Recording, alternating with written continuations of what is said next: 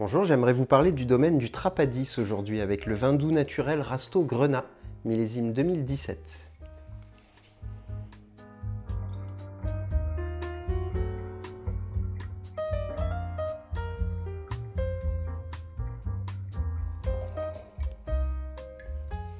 Alors voici un vin rouge à la teinte sombre, presque mystérieuse.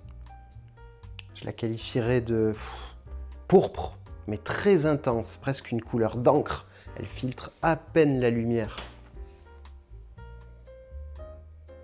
C'est un nez puissant.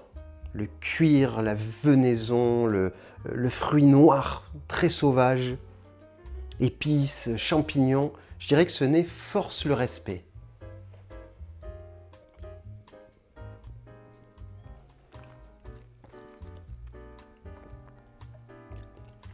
Et la bouche est tout aussi impressionnante. Quelle concentration! Tout ce que j'avais au nez, je le retrouve en bouche et peut-être plus encore. C'est structuré, c'est riche, c'est complexe et pourtant à aucun moment il ne sacrifie sa fraîcheur. On perçoit les fruits noirs compotés, le safran, la réglisse, la cannelle. Mais quel panel aromatique, c'est extrêmement intéressant. On a même des notes d'olive et de truffe. Alors là, quelle noblesse aromatique quand on a la truffe. Comme c'est un vin doux naturel qui est muté sur grain, ça veut dire quoi? Ça veut dire qu'on a extrait du tanin. Et quel tanin!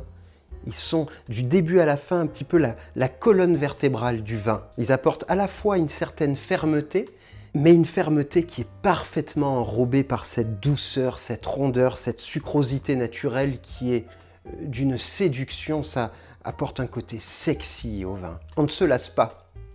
On a envie d'y retourner à chaque fois. Je me retiens de croquer dans le verre, ça ferait mauvais genre, mais j'en ai envie, je vous assure. Mais il n'est pas associé à la légère, ce vin-là. Pour cette petite pointe d'amertume apportée à la fois par sa concentration, sa puissance et ce tanin en fin de bouche, j'irais très volontiers chercher un cacao un peu sérieux, sur de jolis amers. Pourquoi pas, parce qu'on a aussi ces fruits un peu sauvages, un peu compotés de type griotte, tenter une forêt noire, à la fois cacao et griotte, association parfaite, je vous le garantis, mais ce sera presque un petit peu trop classique. Moi, j'irais plus volontiers, pour les plus ouverts et peut-être les plus habiles en cuisine, chercher une pastilla au pigeon.